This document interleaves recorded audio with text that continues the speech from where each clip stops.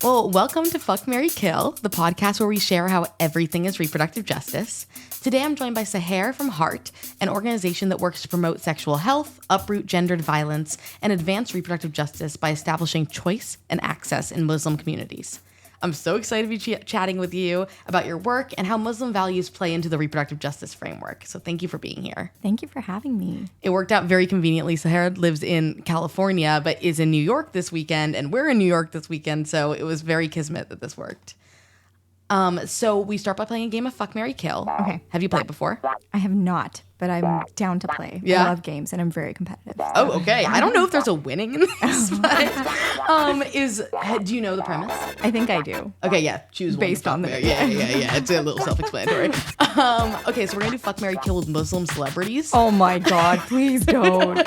So Fuck, Marry, Kill DJ Khaled, Oh God. Bella Hadid, and Zayn Malik. Oh my God. I would marry Bella Hadid, fuck Zayn Malik, and kill DJ Khaled. You're killing my boy! I hate DJ Khaled. He's the sellout of the sellout Muslims that has still not said anything about Palestine. So 100% killing We're him. killing him. I went through in 2018, I went through a major phase. Like I had a t-shirt with his face on it and I would wear it to work. Like I thought he was so funny. And then, it only lasted like a month and a half, but it was a solid month and a half. Yeah. Yeah, definitely killing him. Yeah, we're killing him. Definitely killing him. And he doesn't go down on women, famously. Yeah. So can you start by telling us about yourself and what your journey was to Heart? Absolutely. So my name is Sahar. I use she, her pronouns. I'm the director of movement building at Heart. I do live in Los Angeles with my family. I have 2 kiddos. I feel like my journey, I've been with the organization for 10 years, which is pretty wild to think about. So I've been with the org throughout my own sexual and reproductive journey. And so it's been really beautiful because I've been able to kind of move the work in whichever way I want to move it based on what I'm experiencing in my own life. So whether it's, navigating issues around gendered Islamophobia in the medical industry or, sexual dysfunction or pregnancy or abortion, parenting, all the things. It's been really nice to kind of be able to explore those topics from an Islamic lens, a justice lens, public health lens through my work at Heart. And so I stumbled upon the organization when I was living in Singapore. So I lived in Singapore from 2012 to 2015. I was working at a gender justice organization out there, and I was working with the Muslim community out there. And in Singapore, they have, what is it called? Abstinence-only sexual health education. Right. And so the organization I was working at, they actually hired us to come into private schools to do comprehensive sex ed. Very cool. And so, it was a great opportunity for me because I was able to learn about comprehensive sex ed through facilitating the workshops. And we got the opportunity to work with some Muslim specific community spaces as well. And that was really impactful for me. And I participated in this Twitter town hall, and it was about Muslim sex ed. And that's how I met Nadia, who's the founder of Heart. So at the time there was no Zoom or anything. We did a Skype call. Oh my God, Skype. I know. I'm giving away my age. But we did a Skype call and I was like, this is really important work and I'd love to get involved when I move back to the States. So I basically just started volunteering. And then as we came into more funding and the organization grew, the work grew, and, now it's my full-time job and I'm so grateful for it. That's so cool that you got to, like you're saying, experience your life within the context of what's going on in the work that you're doing too. Our lives are social justice, reproductive justice. It's just the things that are going on in our lives are going to correspond with the work that we're doing. And so it's very cool that you got to move through your journey as well as the organization's journey and also just got to see it grow like that. Yeah, it's so special. And I think the team itself, it's we're all directly impacted folks. Right. And so we're literally just kind of building the world that we want to see for each other and for ourselves, which is, I think, a big part of its strength. What does Heart building the world that you want to see look like?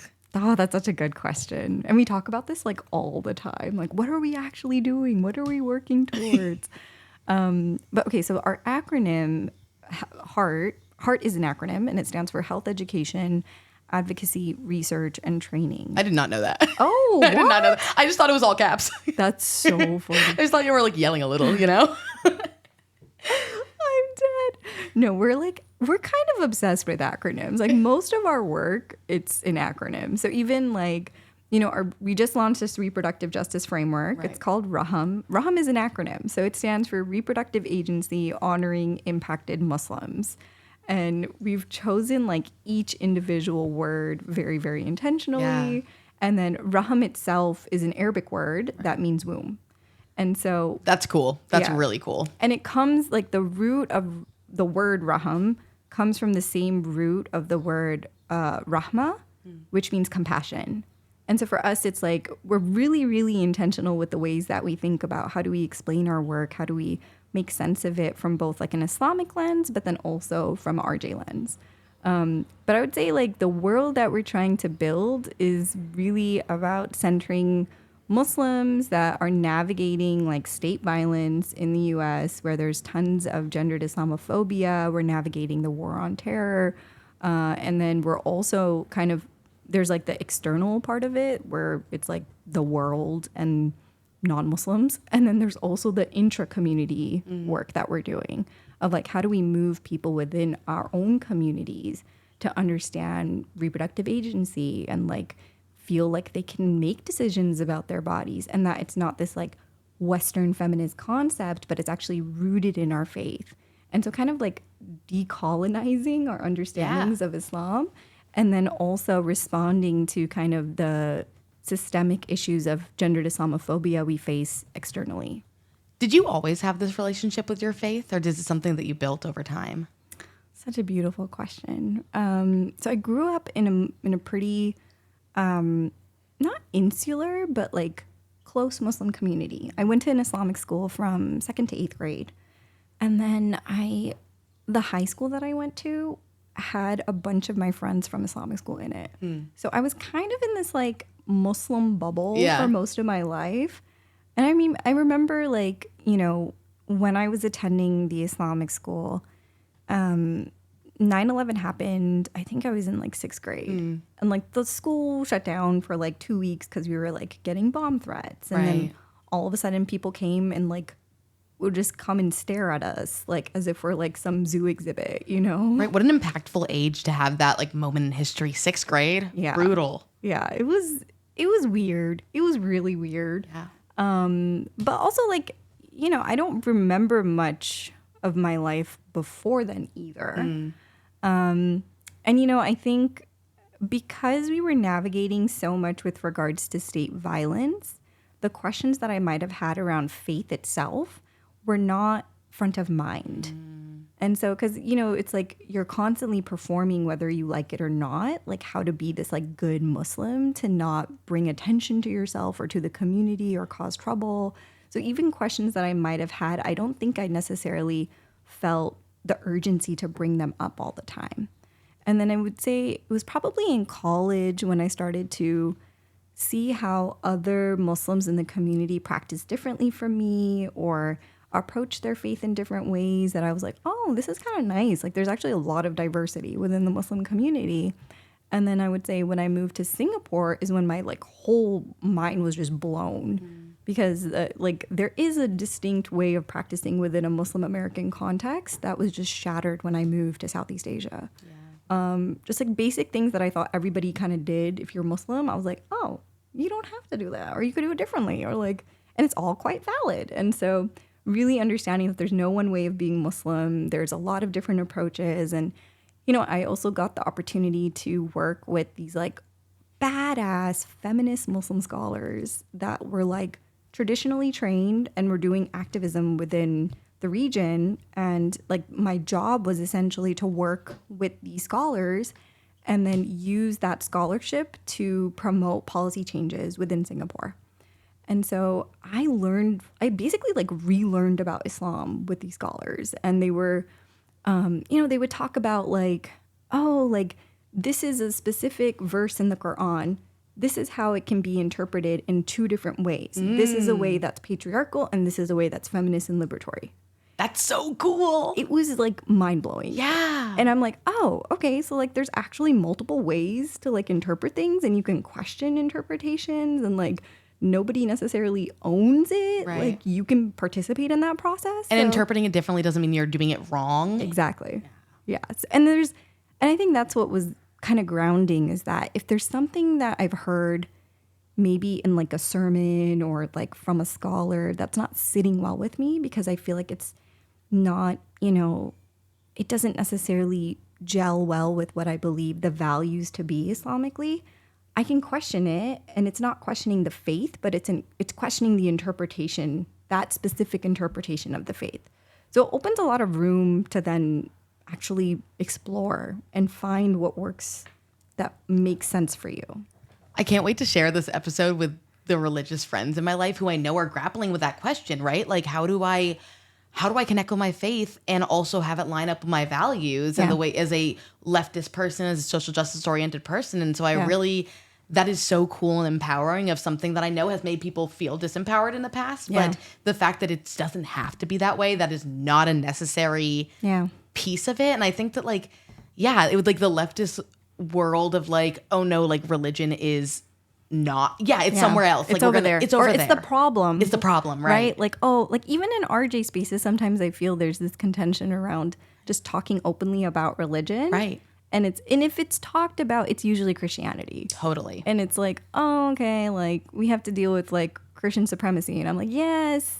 And also there's been an impact of like white Christian nationalism and Christian supremacy on even Muslims and how they navigate their faith in the United States. Mm-hmm. And so that's what we're trying to also figure out and unpack.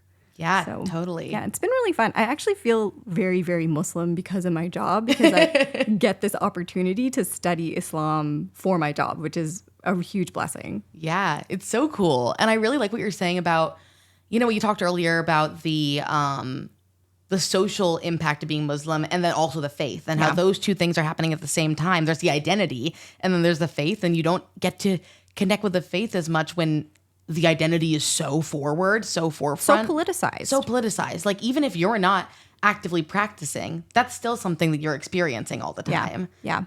Because I feel like being Muslim, it's a racialized identity. It's a politicized identity. Like, I can't just like walk outside wearing my hijab and it not be a political statement in some regard. Right, totally. Right? Like, I'm making a statement just by being Muslim out in the world. Yeah. And I don't have control over that necessarily. And I think it's kind of badass, Like, I'm like, okay, this is cool. Like, I choose this for myself. And then there's definitely folks that are Muslim that are not racialized as Muslim or are not perceived as Muslim because of how they present externally, or also people's perceptions of what a Muslim looks like. Totally. Right? And so that's something that we constantly talk about at Heart as well, is like, well, who are we including when we say Muslim? Mm-hmm. Who's the most marginalized within the context of the Muslim communities we serve?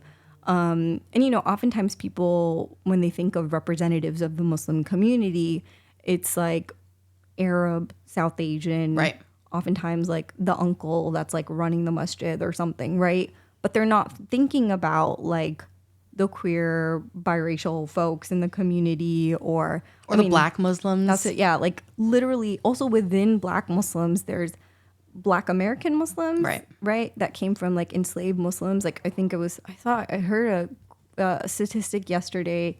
I think it was something like 20 to 30% of enslaved Africans were actually like practicing Muslims. And so, there is a history there of like some of the first Muslims in the United States were Black. And yet when we think about Muslim Americans, that's not always a connection that's being made. And then also, I think there's also Black immigrant Muslims, and within that there's different experiences. So it's been interesting to talk about, and then also figure out like, who are we missing with regards to our work?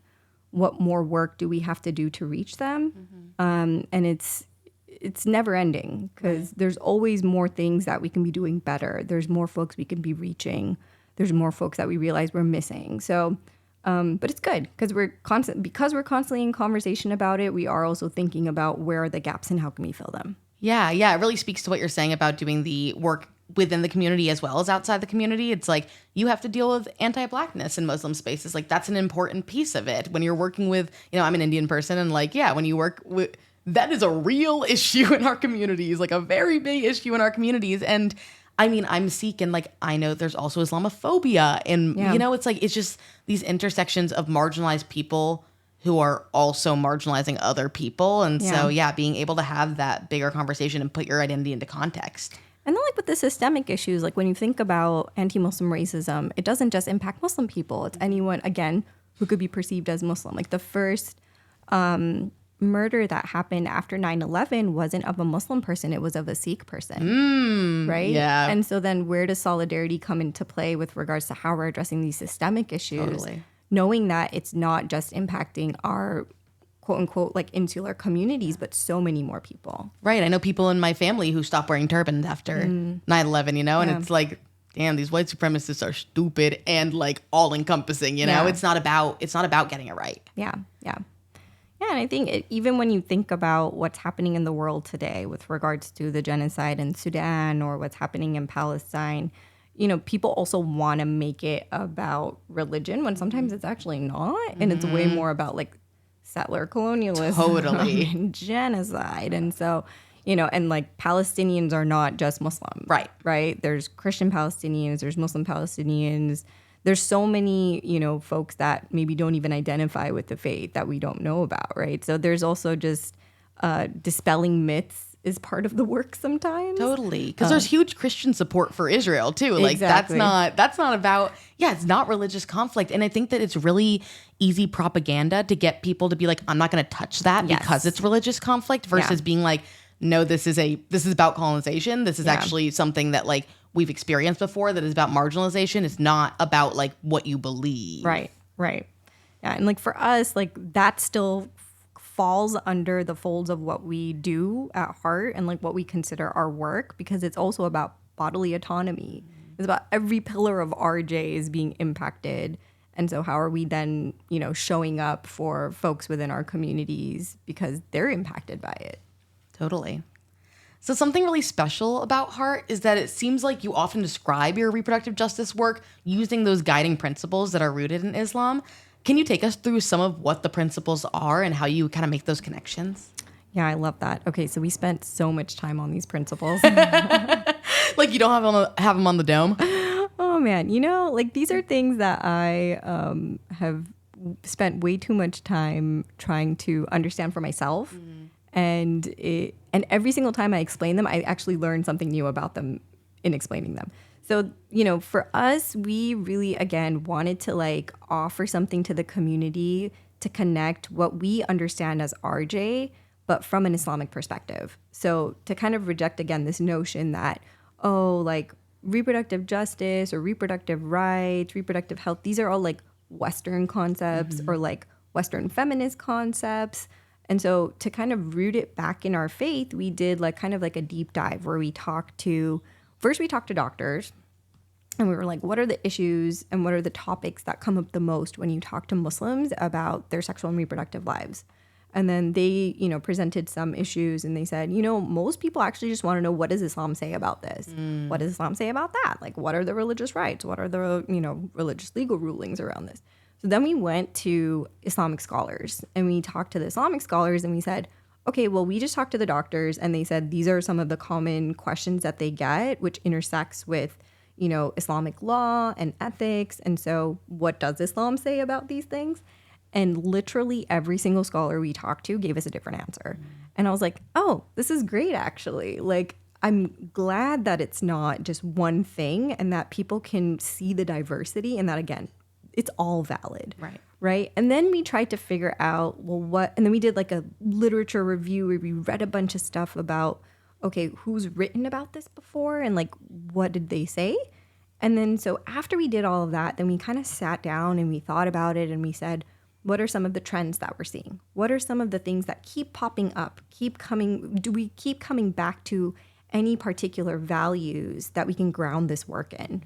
And so these are the values that we came up with. So at the kind of like internal level, we came up with 3. One of them is called khilafa, which actually means like, it's kind of like your agency, right? Your moral agency. We believe that like God has put us on this earth and we're going to be accountable for everything that we do at some point to God, right? So if we're a shitty person, we will be accountable for being a shitty person.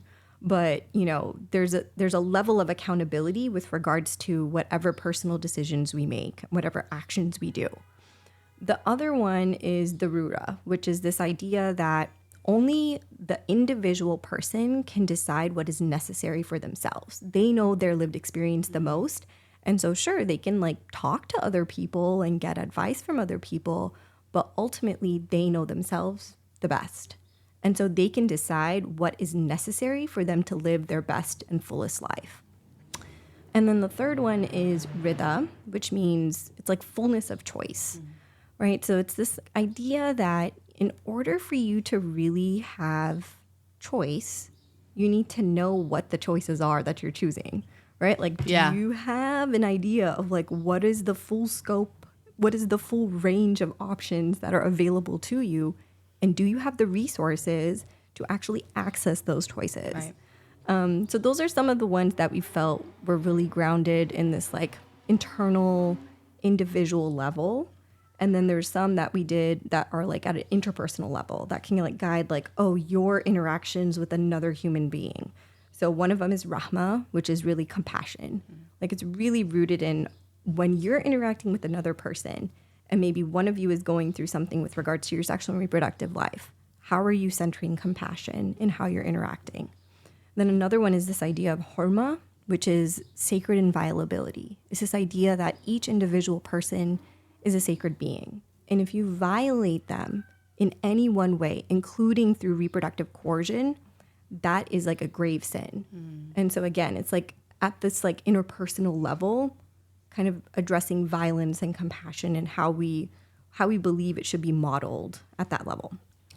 And then the last section is like communally, what are the values? So there's 3 of them. So one of them is Shura, which is consultation. And it's this idea that everybody should have access to experts within different fields. If they have a particular question, they should be able to talk to people and then ultimately still make a decision for themselves. But having access to knowledge, having access to resources and experts is one of the things we believe it's a communal responsibility. We should be creating the infrastructure for people to be able to access that.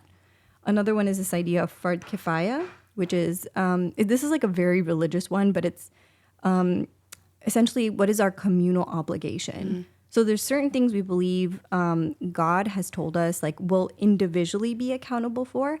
And then there's certain things that we're going to be accountable for as a community. And so there's, one of the things is fard kifaya.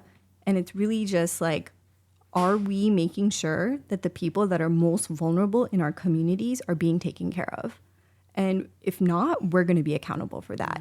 Anyone who has any level of privilege, power, resources, what did you do with that to take care of others? And then the last one is maslaha, which is this idea of like common good, right? And it's not like, oh, what's going to be best for the majority of people, but what is going to be best for the majority of people that are most directly impacted by any one issue. So it's, again, how are we centering the most marginalized? How are we making sure that anything that we do is in their best interests? And it's, again, not about the majority, but the majority of the people that are most directly impacted. So those are our values.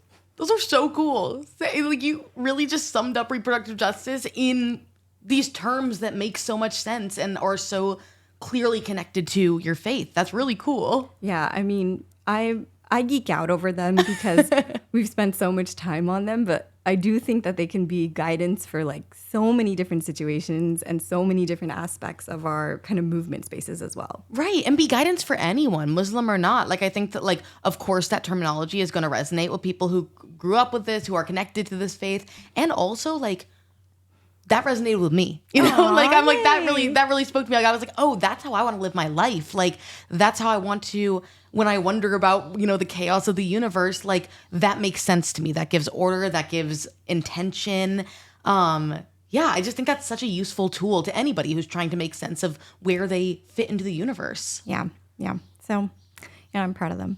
And I have to shout out Anitha, who, is my co-collaborator, co-conspirator in kind of coming up with a lot of this. And the whole Heart team, like we spent so many Zoom calls just being like, what do we think about this? Oh, maybe it connects with this and blah, blah, blah. And so much feedback from community because we piloted a lot of this within the community itself and then got feedback and then put it back out and then would make adjustments. And so it's definitely like, it's been a labor of love to get these like values kind of figured out. And it's still a work in progress. So if anyone has feedback, please let us know. I love that. It's a collaborative process. Yes, please comment if you got thoughts. So what do you think are the most significant barriers to advance reproductive justice for the most impacted Muslims in the communities that you're serving? Great question. I mean, I think it kind of goes back to what I was saying before of like there's the external factors and then there's the like intra-community and internal factors.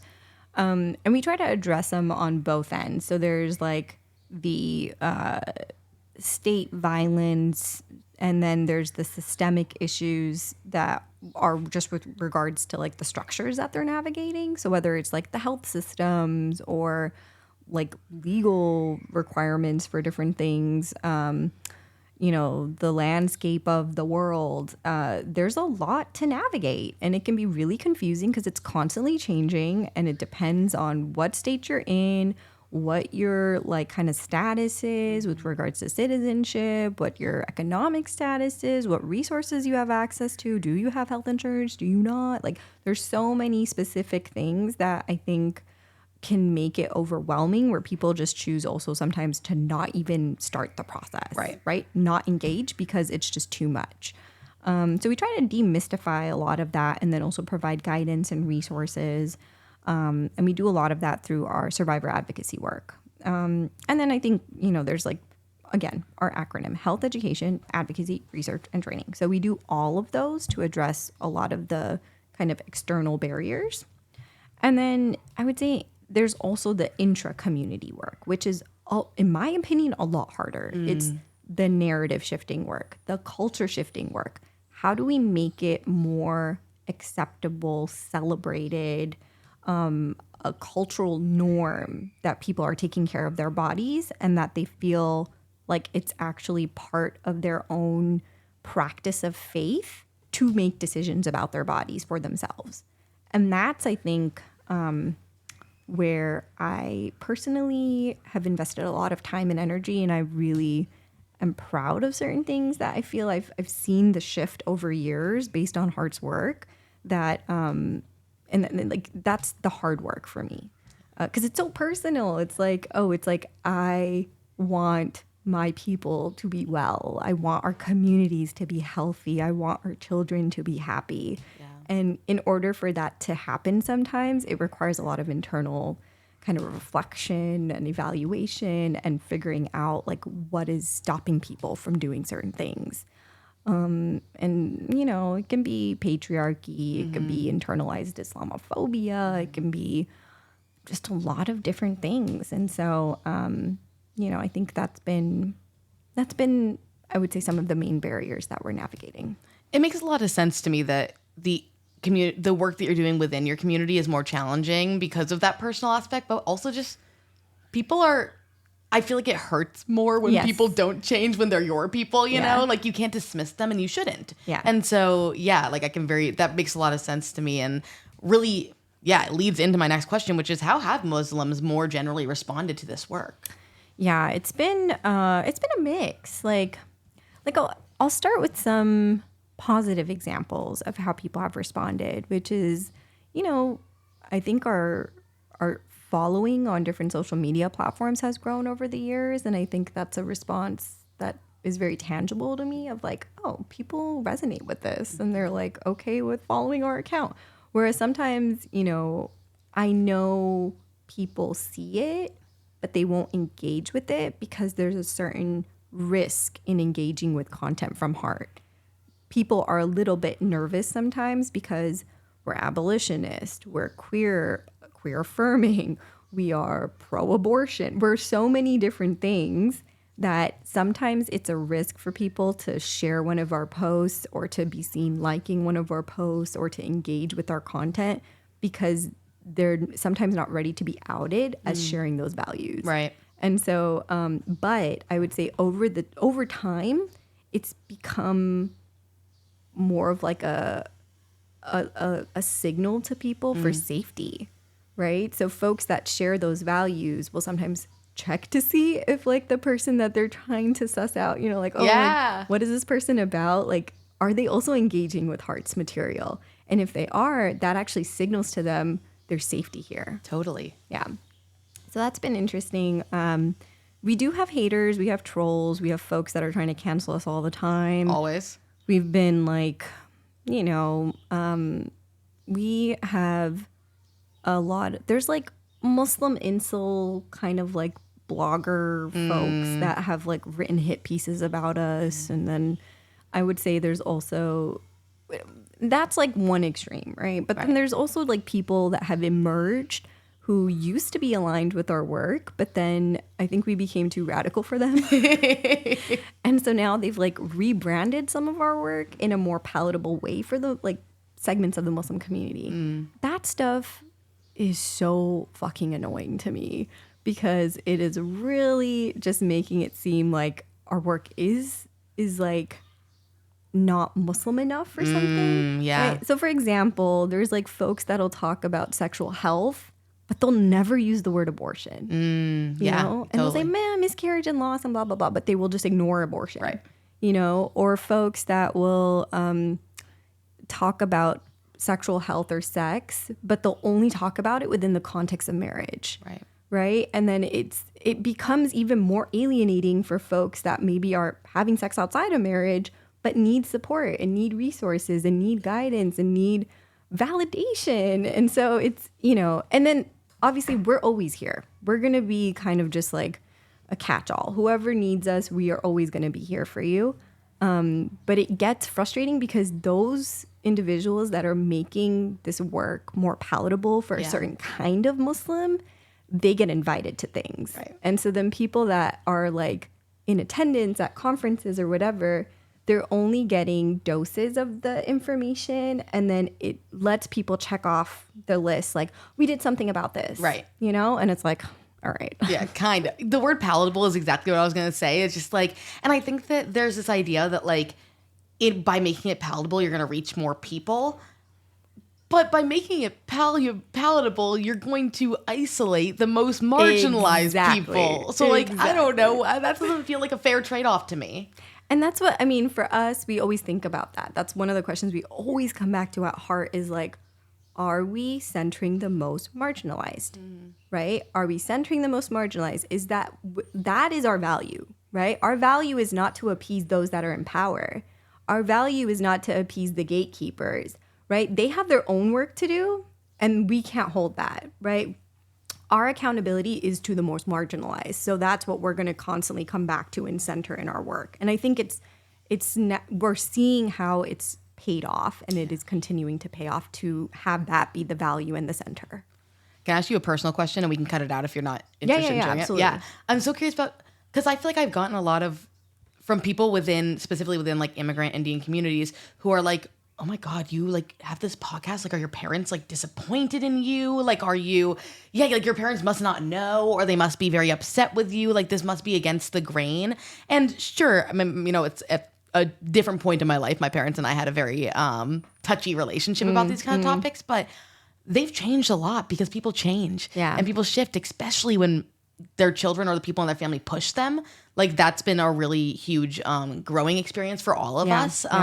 And so, no, like, my parents listen to the show and they're proud of me. And, like, I feel very comfortable having these, you know, like, my dad's going to come tomorrow we're doing a sexual liberation conversation at the Fuck, Marry, Kill season 2 launch party, which I'm really excited about. And, like, my dad's going to come. Like, and so anyway, I'm just really curious about, what that was like for you when this was something that you were doing really actively in regards to the people who are close to you. Yeah, that's such a great question. You know, I feel like my parents have always been my champions. Like, from whenever I can remember, my dad would always like encourage me, oh, you should go up and do the Quran recitation. Like, why should this random brother do it? Right. Like, and I think that's been kind of the vibe since I was young.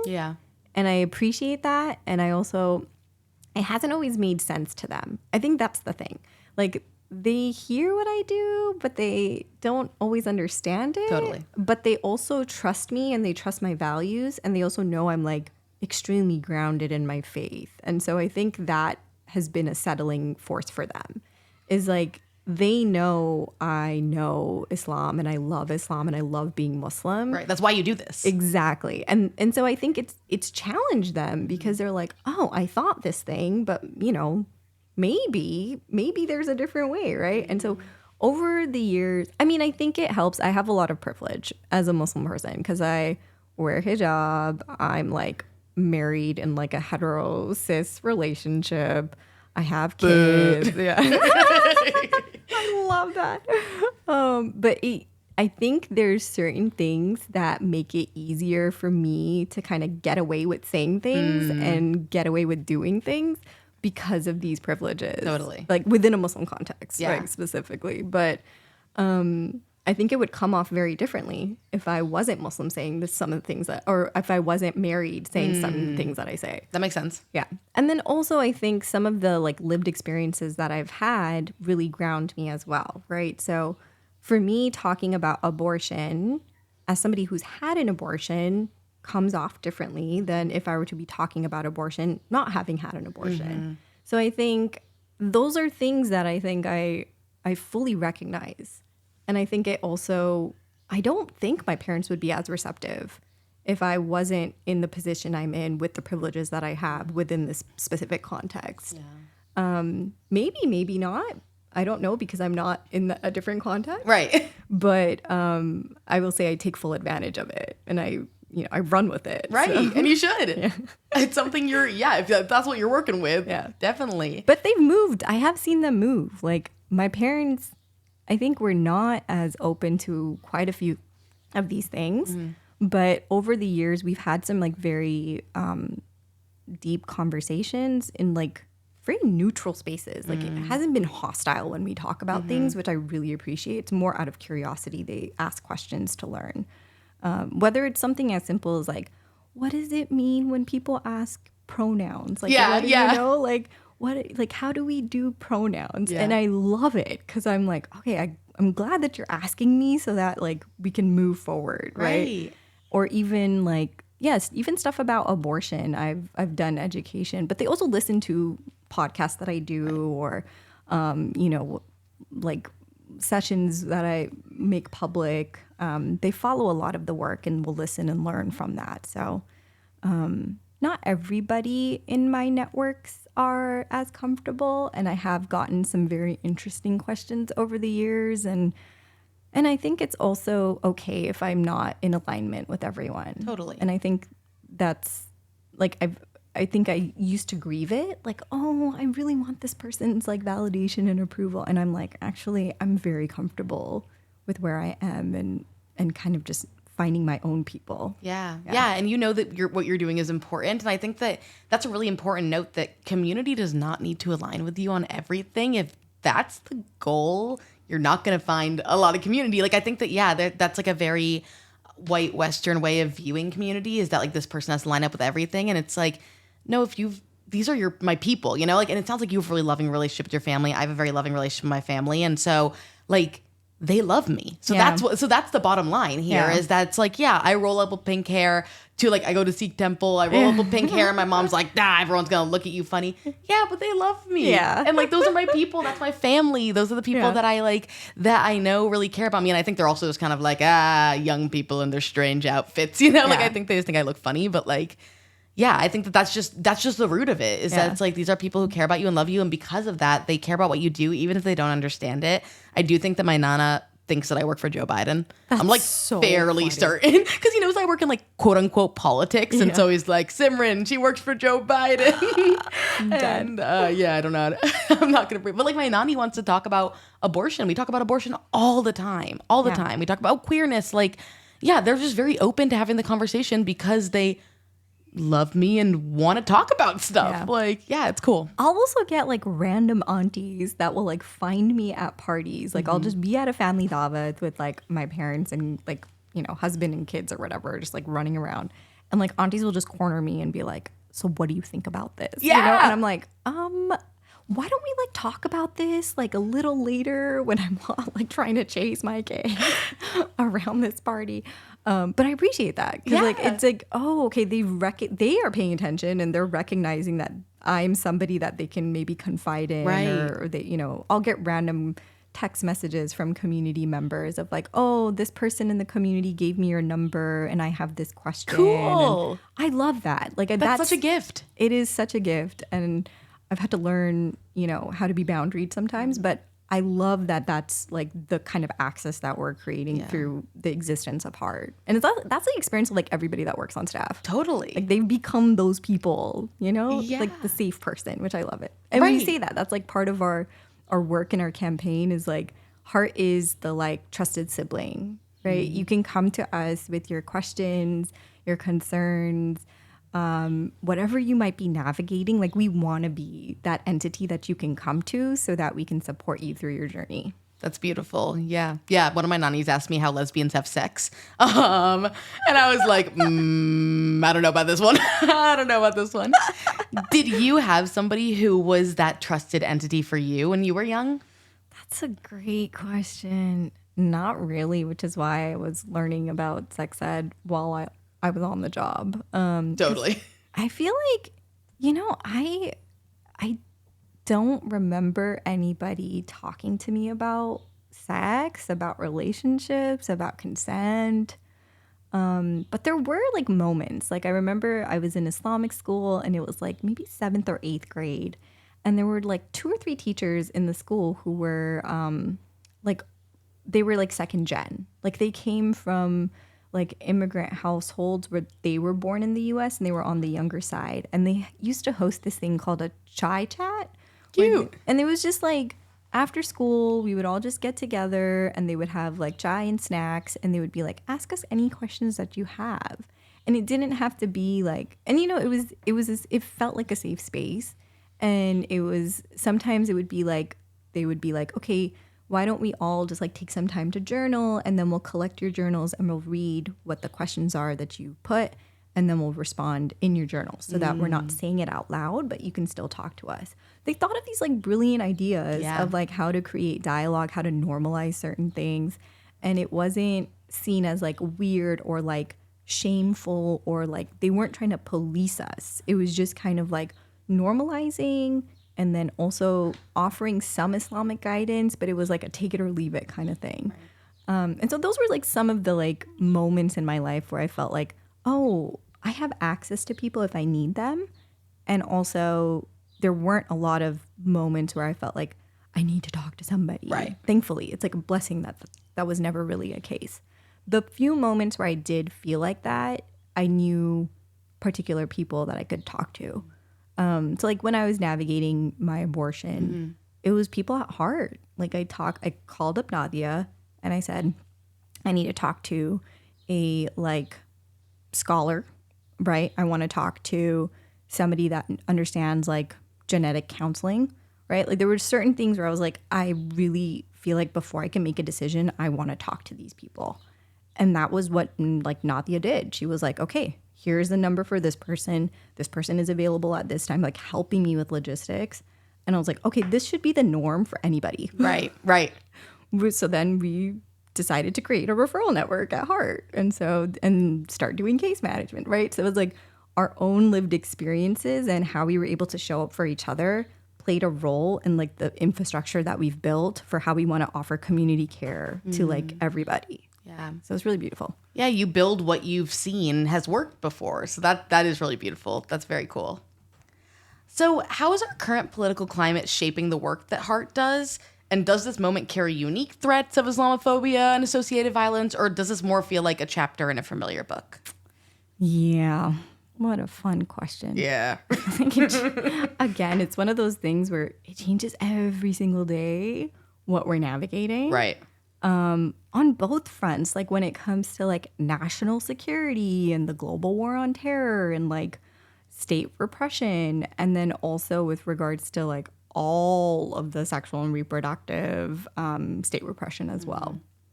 And so it's nothing new, right? Like, I feel like I've never been excited about the state. I've never trusted the state. I've always known the state does not serve me. And it's just become more and more pronounced. And I think in some ways our work has gotten a little bit easier because we used to have to convince people that like laws don't mean it's right. Right? Like just because a law exists doesn't mean it's a good thing or a right thing, right? They don't define us with regards to our personal ethics or what we believe as a community, as a society is right and wrong. We decide that independent of the state because the state has its particular interests of keeping white supremacy functioning as it should be.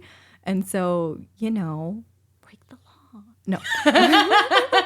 And you heard it here first. So yeah, I mean, I think also like Muslims in the United States, but globally, have had to navigate a lot of state violence, right? And imperialist violence. And so I think it's like kind of part of our faith to also just be abolitionists. Like we have this space that we call Muslim Abolitionist Futures because it's like, I think it's a very big part of how we do our work is like, how do we break down these oppressive structures and like reject that this is the only way of being and like really push for like, again, following a lot of the leadership of like Black Muslims and, you know, Black communities that we've learned from with regards to abolition and divestment and investment back in community and like applying that to the war on terror or applying that to, you know, global context of genocides.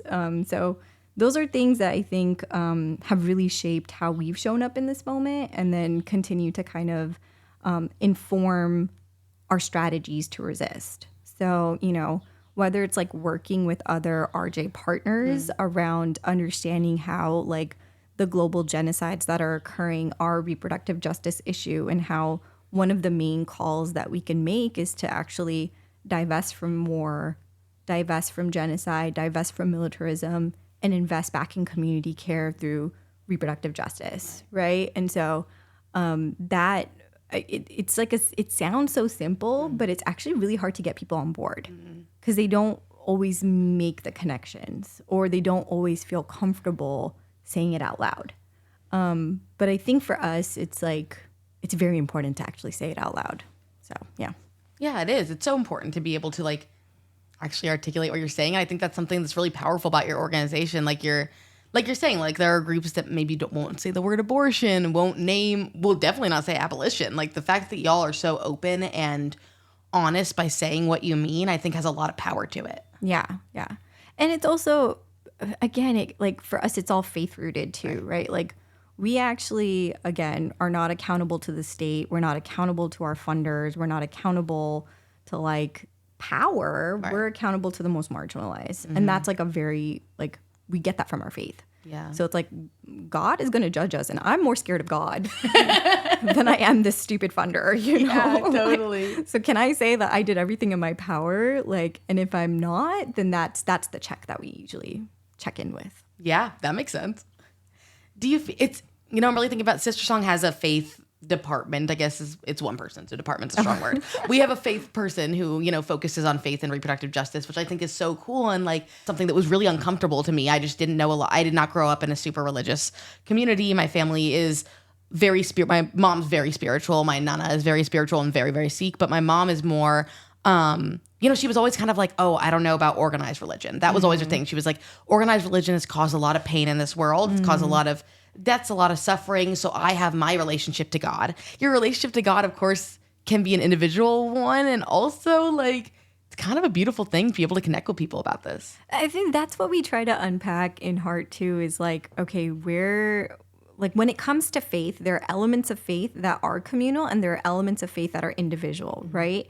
Where we feel like the trauma comes in and where people are like, I'm piecing out because this is too much, is when the communal responsibility is misinterpreted to be communal policing. Ah, interesting. I really love that sentence because I'm like, I feel like the control piece is what did make me uncomfortable about religion. But what you're saying is really resonating. And that also is connected for us around abolition. Right. Like for us, it's really, really important that we are pouring in community care and then giving people back power and control, right? And it's like it's a survivor-centered thing too, right? Like if we're talking about being an RJ org, right? At the core of it, there's so many things, but we see it as being survivor-centered, being trauma-informed, making sure people understand that there's bodily autonomy and that, again, it is something that like God has also given them the right to do that, right? What our responsibility is just make sure you can do all that. Right? Just like, make sure we're not adding to your trauma, making sure we're not acting violently, and making sure you have whatever resources you need so that you can make decisions for yourself. Right. And then what we're not supposed to do is police, is to be violent, is to take away care, is to like create more barriers for the people that we're supposed to be centering and loving and being in community with. So yeah. This conversation is literally like healing my relationship to religion. That's like, like I just feel like this is very much just healing my relationship to religion and my thoughts on, I don't know, it's a complicated issue, obviously, and everyone's relationship to it is different, but you have such a beautiful and empowering connection with your faith in a way that I don't think I've heard people speak about it in this way before. So I'm really hopeful that this will also, I hope that some of the listeners here have never heard somebody speak about it like this too, and we'll get something out of that because this is really impactful. I mean, to be honest, it's very rarely practiced. Right. I'm a mosque. I don't go to the mosque because for me, my experience in the mosque has always been not that. It's been policing. It's like, oh, what your hair is showing, or like, oh, like you're supposed to sit over there, or like, you know, the sermons are just like actually spouting out more like violence or policing, or it's like we need to be good Muslims and like stop it, resist. So there's a lot of like trauma I also hold with regards to religious community spaces, but that's not the only way of being. And so part of it is like you don't see yourself fitting in there. You don't see we didn't see ourselves fitting into RJ spaces because of the lack of like space given to religious people, or like just like having a religious identity, in the same way that we didn't see ourselves in like Muslim community spaces because of how it was just kind of toxic and violent and like so much abuse was like kind of excused away. And so then I felt most at home with like politicized Muslims who approached Islam from this like liberatory feminist lens. And we all still have issues, but it's growing. The community that identifies with that kind of perspective is growing. And it's been nice. And I can't wait to like raise my family in that too. Yeah.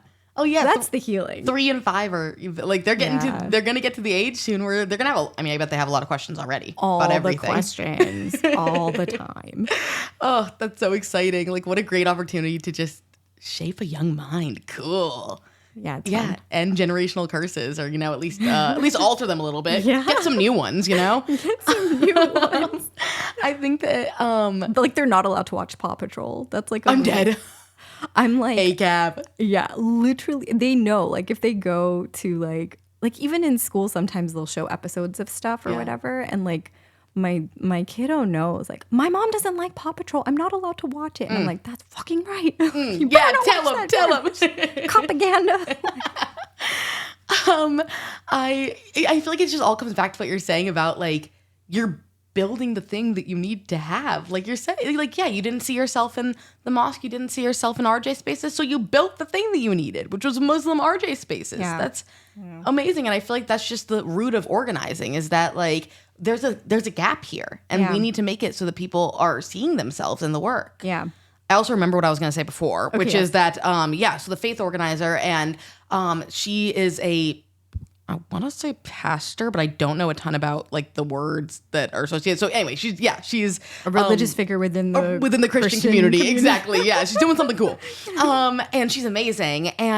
But so much of the faith work that we do is within the church, and specifically within the Black church, which I think makes sense. Sister Song is a Black-led organization, and also there's a lot of people in Sister Song who have experience in the Black church, and there's so much resistance that came out of the Black church. So there's definitely something worth investing in there. And also, if that's going to be our faith chapter or piece of Sister Song, it's got to go beyond just the church, like being able to, and like you said, like we talked about Black Muslims, like being able to, just connect with other religions and other people of faith, and be able to build out those relationships between different faiths, I think would be really a powerful piece of the work that I am hoping to see in the next few years. Yeah, I mean, like even within some of our RJ coalition spaces that are focused on Palestine, for example, it's like an inner spiritual, interfaith kind of coalition space. Like a lot of people are guided by their faith to come to that coalition space. And so it's by accident interfaith, right? And it's by accident, like informed by our religious beliefs and, you know, religious practices. But it's not a religious thing, right? Because it's actually a justice-oriented thing and an anti-war thing and an RJ forward thing. So a lot of the coalition building that we've done in the past, it's actually not about identity. It's not about like, oh, this is like because we're all Muslim, we should all do this, right? It's actually, because we all believe in this specific value or the specific politic. That's what unites us, and that's the trust building, right? And I think that's beautiful. So because I think I'm so sick of interfaith for the sake of interfaith. Do not put me in a room as your token Muslim just because you want to check off that you have a Muslim, right? Like that's fair. What's the purpose of it that's greater that we're working towards? What's the goal, and is it shared, right? Because that's, I think, a more interesting conversation. It's like, you know, to be collectively anti-Zionist and anti-imperialist, and maybe just by default, if we have those shared values, like you'll get people of faith in the space. And so Jewish, Muslim, Christian, non-denominational, all the things. And I think that's really also powerful. Yeah, definitely. Sahar, this has been really awesome. I'm so grateful for this conversation. Do you have any final thoughts that you'd want to share with people? Oh, gosh. Okay, so my final thoughts. If you are Muslim and you want to get connected to us because you share our values, please come and find us. We're at Heart to Grow on all social media platforms as well as online. I will put a link in the description also. And then also, if you're somebody within the RJ space that shares values around being abolitionist, anti-Zionist, anti-war, and really want to get in community with other like RJ folks that share those values, also come find us because we'd love to coalition build with you. I love that. Thank you. Thank you so much for being here. Thank you for having us. This has really, really been a joy. And it gave me an excuse to check out Brooklyn, so thank you. Anytime.